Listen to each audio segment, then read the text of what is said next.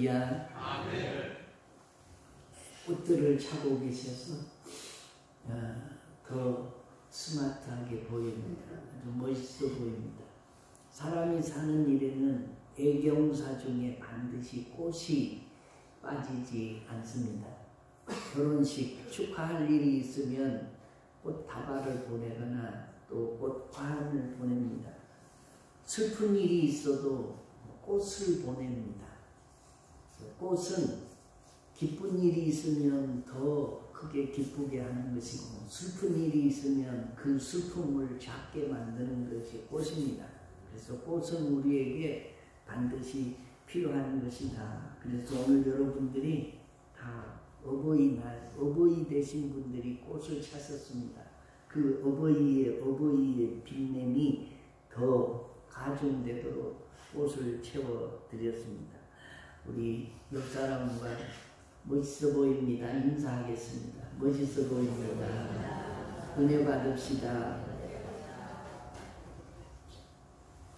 함석헌 선생님이 지은 그 사람을 가졌는가 라는 시입니다. 말리길 나서는 날 처자를 내맡기며 맘 놓고 갈만한 사람, 그 사람을 그대는 가졌는가. 온 세상 다 나를 보려도 마음이 외로울 때에도 저만이야 하고 믿어지는 그 사람을 그대는 가졌는가.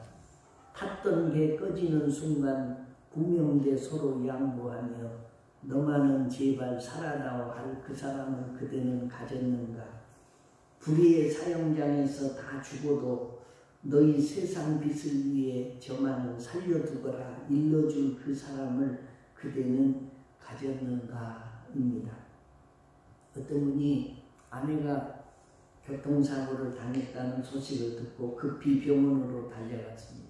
병원에 가보니까 벌써 수술 중이었습니다. 자정이 넘어서 의사가 수술을 마치고 나와서 말을 합니다. 미안하게 됐습니다. 최선을 다해서나 돌아가셨습니다. 이분은 수술실에 들어가서 그 부인의 얼굴을 마지막으로 보고 울다가 맥없이 나왔습니다. 갑자기 마음이 너무 허전하고 견딜 수가 없는 외로움이 밀려왔습니다. 그래서 전화기를 꺼내 들었습니다. 전화번호를 찾으니 전화번호부에 친구가 93명이 있었습니다. 그런데 막상 어디에 전화를 해야 할지 고민했지만은 걸 데가 없었습니다. 한밤에 내 아내가 죽었으니 와서 나를 좀 위로해 주게 라고 말한 친구가 93명의 명단 중에서 하나도 없었던 것입니다. 결국 가족 식구들 외에는 아무도 없었습니다. 가정분화로 인해서 고민하던 어떤 중년 남성이 있었습니다. 그는 자기 문제를 해결받기 위해서 하나님께 간절히 기도했습니다. 하나님은 그의 간절한 기도를 들으시고 그에게 음성을 들려주셨습니다. 그리고 그에게 물으셨습니다. 내가 너에게 무엇을 해줄까? 너의 소원이 도대체 무엇이냐? 3가지 소원만 내가 들어주겠다. 그러니 그가 얼마나 기뻤겠습니까? 그가 대뜸 생각지도 아니하고 자신의 첫 번째 소원을 이렇게 하였습니다. 하나님, 지금 저와 살고 있는 아내를 제발 천국으로 데려가 주시기 바랍니다. 그리고 대신에 새 아내를 제게 허락해 주시기 바랍니다. 가정불화로 인해서 아내가 얼마나 지긋지긋하게 생각이 되었으면 대뜸 첫 번째 소원을 그렇게 아뢰었겠습니까? 하나님은 그의 소원대로 들어주겠다고 했으니까 그 아내를 데려가셨습니다. 그런데 죽은 아내의 장례식을 치르는데 문상객들이 엄청나게 많이 몰려왔습니다. 그리고 모두가 이구동성으로 하는 말이 죽은 아내에 대해서 이렇게 저렇게 칭찬들을 하기 시작했습니다. 참 안 됐습니다. 그 귀하신 분이 이렇게 일찍 돌아가시다니. 그 그분은 다른 사람 모르게 이런 좋은 일도 하시고 저런 좋은 일도 하시고 귀한 일들을 너무너무 많이 하셨는데 이렇게 갑자기 돌아가시게 되어서 정말로 안타깝습니다. 사람들이 자기 아내에 대해서 칭찬하는 말을 가만히 듣다가 보니까 자기 아내가 죽은 것에 대해서 정말 안 됐다는 생각이 들기 시작을 했습니다. 그래서 넌지시 하나님께 이렇게 아뢰었다는 것입니다. 하나님, 아무래도 그 사람을 데려가셨는데 죽으면 안 되겠습니다. 그러니 도로 살려주십시오. 이렇게 해서 아내가 죽었다가 다시 도로 살아났습니다. 3가지 소원 가운데 이미 2가지 소원을 이루었습니다. 이제는 마지막으로 하나밖에 안 남았습니다. 그런데 아무리 깊이 생각을 해도 자기의 마지막 소원을 투자하는 만큼 값진 것이 생각이 나지를 않았습니다. 그래서 그는 하나님께 이렇게 여쭙습니다. 하나님, 지금 제게 있어서 가장 필요한 것이 무엇입니까? 그것을 좀 가르쳐 주시기 바랍니다. 그랬더니 하나님이 이렇게 말씀하셨습니다. 미움은 다툼을 일으켜도 사랑은 모든 허물을 가리우느니라. 그래서 그는 하나님의 말씀대로 미움을 버리고 모든 허물을 덮는 사랑하는 마음을 달라고 기도했더니 그 말씀대로 이루어졌습니다. 사랑하는 마음을 소유하고 보니 세상이 달라졌습니다. 매사가 그렇게 즐겁고 기쁘고 감사할 수가 없었습니다. 지긋지긋하듯 안 해도 그렇게 사랑스러워 보일 수가 없었습니다.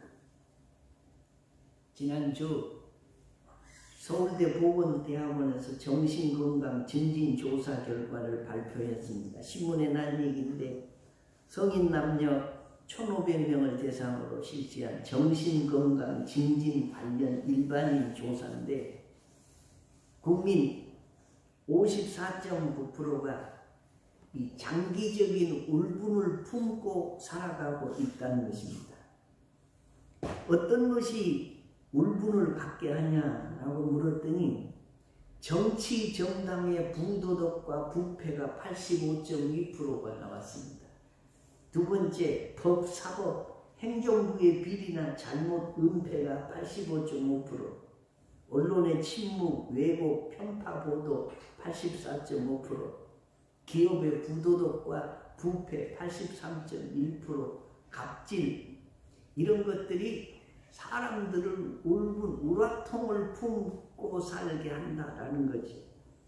언제 폭발할지 모르는 위험한 이 살얼음판을 걷고 있는 것과 같은 것이 요즘 사람들의 심리다라는 거죠. 그래서 사람들이 이게 가시가 돋쳐서 누구든지 그죠? 나를 건들기만 해봐라.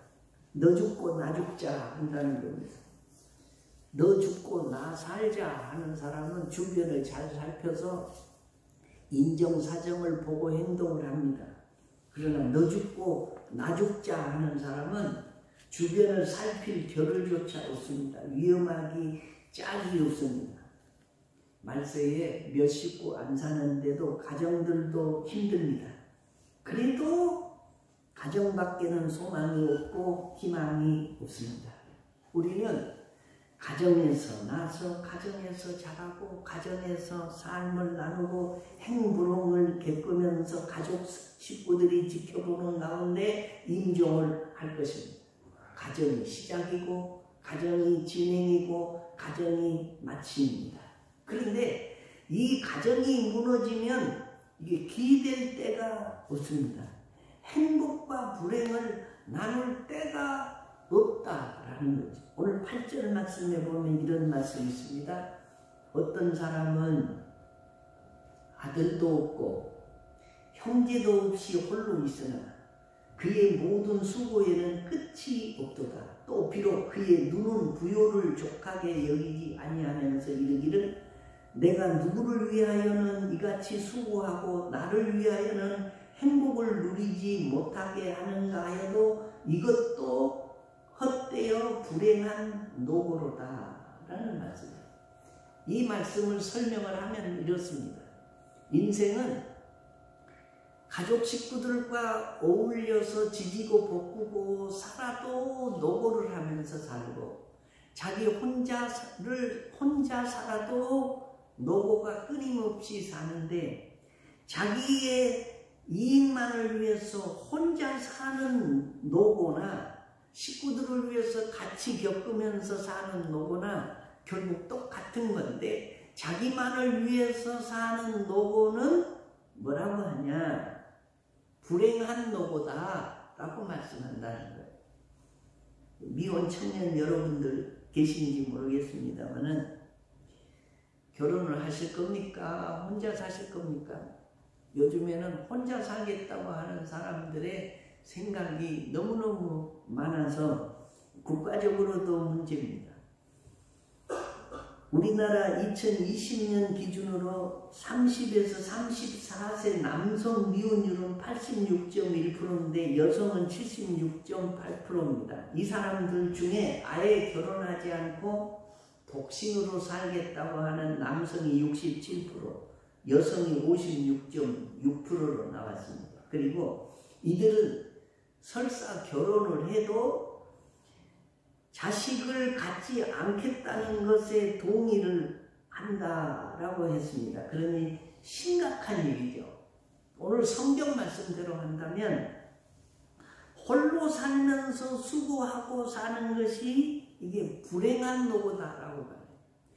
온 식구들과 더불어 같이 노고하며 사는 것은 가치가 있는 일이지만, 혼자를 위해서 편히 살겠다고 하는 그 작은 노고는 불행한 노고다라고 말씀한다라는 거죠.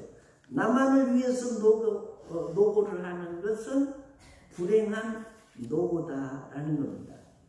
그래서 우리는 할 수만 있으면 믿는 사람의 삶이 뭡니까? 섬기는 거고, 수고하고 힘쓰고 노고를 해도 자기만을 위한 노고가 아니라 다른 사람들을 섬기고 세워주고 행복하게 하는 노고를 해야 이 노고가 불행한 노고가 아니고 행복한 노고다라고 말씀한다라는 겁니다.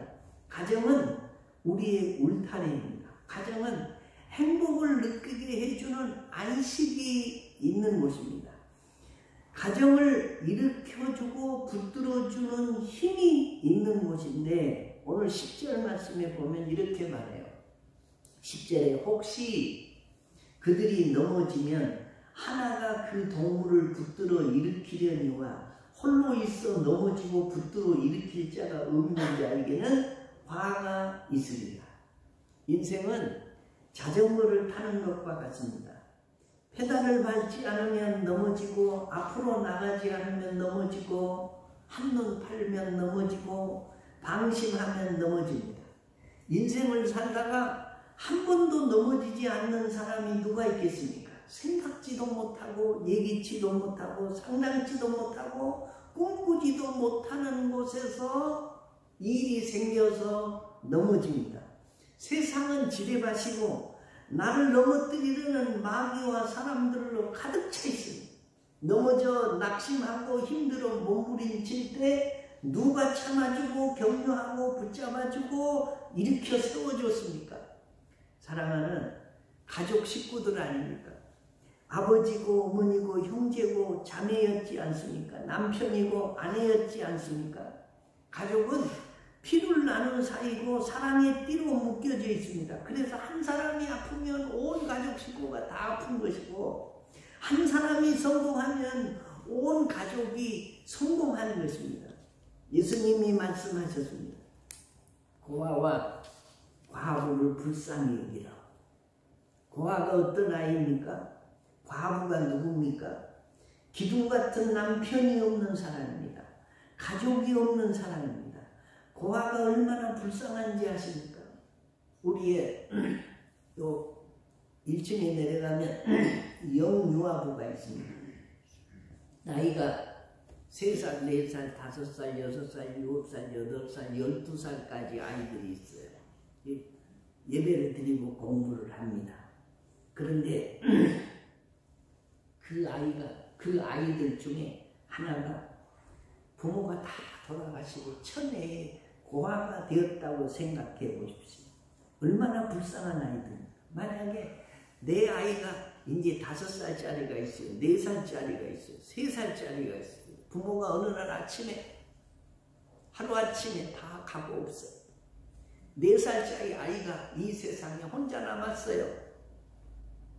얼마나 불쌍한 존재입니까?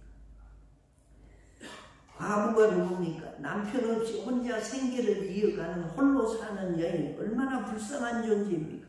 생각해보면 금방 할 수 있습니다. 넘어지면 붙들어 일으켜 세워줄 수 있는 사람이 아무도 없는 사람에게는 오늘 성경 말씀에 화가 있다라고 말씀해요. 어버이 주의를 통해서 내가 넘어져도 붙들어 일으켜 세워줄 가족이 있음을 감사하는 믿음의 형제 자매들 되시기를 주의 이름으로 축원합니다. 두 번째로는 가정은 따뜻하게 하는 힘이 있습니다. 오늘 11절 말씀에 보면 또 두 사람이 함께 누우면 뭐죠? 따뜻하거니와 한 사람이면 어찌 따뜻하랴 라고 말해요. 인기 위문 프로그램 우종의 무대 MC를 지낸 방송인 뽀빠이 이상용 씨가 향년 81세로 세상을 떠났습니다. 9일날, 그러니까 엊그제지. 고인이 그날 12시 45분께 병원을 다녀오다가 쓰러졌는데 사인이 심정지다라고 밝혔습니다. 고인은 충남 서천 출신인데 MBC 유쾌한 청백전 방송가에 데뷔를 해서 KBS 라디오, 위문열차, MBC 우정의 무대, 그 외에도 KBS 전국 노래자랑, 신나는 토요일 여러 프로그램에 출연한 인기 방송인입니다. 우리가 잘 아는 대로 키가 160cm 짝단만하게 생겼는데 이게 다부진 체격이어가지고 뽀빠이 이상용이라는 별명을 가지고 있습니다. 제가 어떤 축제를 갔는데 그 뽀빠이 이상용 씨가 아이들이 이렇게 다가오면 다 안고 사진을 찍어주고 그러면서 아이들이 그 뽀빠이 이상용 씨하고 사진을 찍으려고 기다리고 있더라고. 그런데 이 떼앞빛에서 땀을 뻘뻘 흘리면서 시커멓게 타져가지고 그 아이들을 다 하나씩 기념사진을 찍어주는 것을 보고 참 신실하신 분이고 희생적인 분이구나 라는 생각을 했는데, 이분이 살아생전에 특별히 심장병 어린이 수술비를 지원을 했습니다. 자기는 가난하게 살면서도 자기 집값보다 훨씬 많은 액수를 모아서 심장병 아이들 567명에게 많은 수술비를 지원을 했습니다.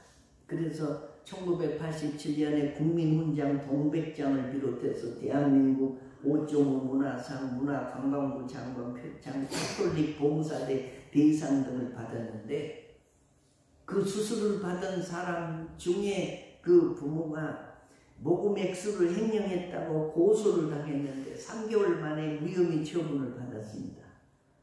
제가 뽀빠이 이상용 씨를 왜 이렇게 이야기를 하고 말씀드리고 싶은 것이 뭐냐, 일생 동안 어린이 심장 수술비 567명에게 지원을 해서 생명을 연장하거나 고쳐서 새 삶을 살게 해 주었음에도 불구하고 그 중에 고소를 한 사람이 있었는가 하면 567명을 후원했는데 감사합니다, 고맙습니다, 잊지 않겠습니다 하고 찾아온 사람이 한 명도 없었다는 거예요. 그래서 이 어른들이 검은 머리털을 가진 짐승에게는 은혜를 베풀지 말라 했는지도 모릅니다. 세상이 이처럼 각박해진 이유가 어디 있을까요? 그 이유는 딱 하나입니다. 감사라는 이 마음이 없기 때문입니다. 그래서 하나님은 우리들에게 1년에 2번씩 감사주의를 지키라고 해요. 이 감사하는 마음을 잊어버리고 살면 안 된다고 전반기 한 번, 후반기 한 번 감사주의를 꼭 지키라고 하는 것입니다. 그런데 우리 인생의 모든 것의 시작이고 진행이고 마침인 가정에서조차 뭐가 사라지고 있냐? 이 감사가 사라지고 있다는 것입니다. 부모 공경이라는 말은 이거 옛말이 되어가고 있습니다. 그래서 어버이날을 제정했을 것입니다. 천년이자 일년인 부모 공경을 사람들이 하지 않는다는 겁니다. 왜 안 할까요? 감사를 하지 않는 것이고 감사하는 마음이 없기 때문에 그렇습니다. 모르긴 해도 세월이 조금 더 흐르면 자식 감사의 날이 생길지도 모릅니다. 불효자요 망나니 같은 자식들이 하도 많으니까 가만히 있어도 자식 노릇 잘해줘서 고맙다고, 자식으로 잘 살아줘서 고맙다고, 이게 자식에게 감사하는 날이 생길지도 모릅니다.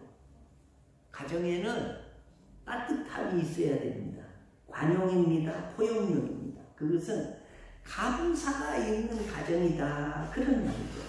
감사가 많은 가정일수록 따뜻함이 넘치는 것입니다. 가정은 재산을 탕진한 자식도, 결혼에 실패한 자식도, 성공한 자식도 다 포용하고 감싸고 관용하는 따뜻함이 가정 외에서는 이게 찾아볼 수가 없습니다.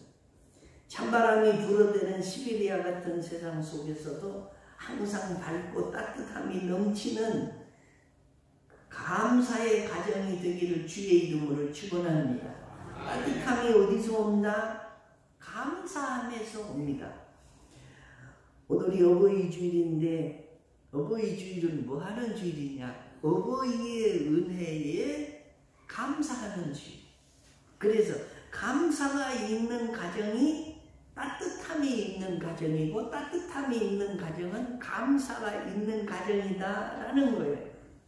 그죠? 부모니까 당연히, 자식이니까 당연히 이게 아니고 마땅히 해야 할 일을 했음에도 불구하고 그 감사를 표현하고 감사하다고 말하고 감사를 느끼게 해주는 게 어버이날을 제정한 원뜻이다 라는 겁니다. 여러분의 가정에 감사가 끊이지 않는 가정 되시기를 주의 이름으로 축원합니다. 세 번째입니다.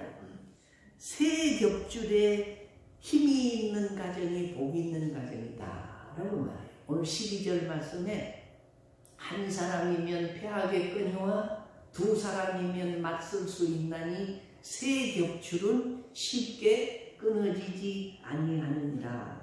자, 한 줄과 두 줄은 사람에게서 나오는 거고요. 3겹줄은 하나님에게서 나옵니다. 쉽게 끊어지지 않는 새 겹줄은 하나님이 도우시는 힘입니다. 한 사람은 패하고 두 사람은 맞설 수 있지만 이길 수 있게 하는 새 겹줄은 하나님의 도우심을 받는 힘입니다. 부모와 자식이 한 줄씩 감당해서 두 겹줄을 만들어도 한 줄을 더 얹어야 되는데 그 한 줄은 하나님이 채워주시는 줄입니다. 믿으시면 아멘. 때문에 부모님들 역시 자녀들을 위해서 기도해 주셔야 됩니다. 형제 자매 간에도 기도해 줘야 됩니다. 그래서 기도가 힘입니다. 좋은 교회 교인들은 서로를 위해서 기도해 줍니다. 좋은 그리스도인들은 직장의 상사와 동료들을 위해서 하나님께 도우심을 위한 기도를 합니다. 복 있는 가정이 어떤 가정이냐? 서로가 서로를 위해서 기도해 주는 가정입니다. 하나님이 얹어주시는 새 줄이 사람들 줄 사이에 하나 덧입혀져서 끊어지지 않고 든든하고 막아주고 세워주고 성공케 해주는 하나님의 그 줄이 그 위에 얹혀지는 가정이 복 있는 가정이다 라는 거죠. 그래서 부모는 자식을 위해서 기도해주고 자식은 부모를 위해서 기도해주고 형제는 형제를 위해서 기도해주고 자매는 자매를 위해서 서로 기도해주는 가정. 그래서 하나님의 삼겹줄이 그 기도의 응답으로 그 가정에 더 씌워주는 가정이 복 있는 가정이다 라는 거예요. 사랑하는 성도 여러분, 하나님은 우리 가정이 상을 받는 힘 있는 가정이 되기를 원하십니다. 어떻게 하는 것이 가정에 힘이 되고 하나님으로부터 상을 받는 가정이 되냐? 첫째는 붙들어주는 힘이 있는 가정입니다. 두 번째로는 따뜻하게 해주는 힘이 있는 가정이고, 세 번째는 세 겹줄의 힘이 있는 가정이다 라고 말씀합니다. 하나님의 도우심의 손길이 있어야 이길 수 있습니다. 견딜 수 있습니다. 성공할 수 있습니다. 오늘이 무슨 주일이요? 어버이 주일. 여러분의 가정에 붙들어주는 힘이 있는 가정, 사랑의 힘이고 따뜻하게 해주는 힘, 이것이 곧바로 감사의 힘이고, 마지막 하나님이 주시는 삼겹줄이 여러분의 가정에 얹혀져서 사람이 끊을래야 끊을 수가 없고 넘어뜨릴래야 넘어뜨릴 수 없는 복이 있는 가정, 그래서 나라의 기둥과 같이 쓰임받고 하나님의 나라의 신실한 주의 일꾼들로 쓰임받고 가문을 빛내고 그 가문에 속한 사람들이 다 복된 인생 살다가 복 있는 하나님의 나라에 들어가는 그런 축복이 우리 신혼 식구들의 가정에 있어지시기를 주의 이름으로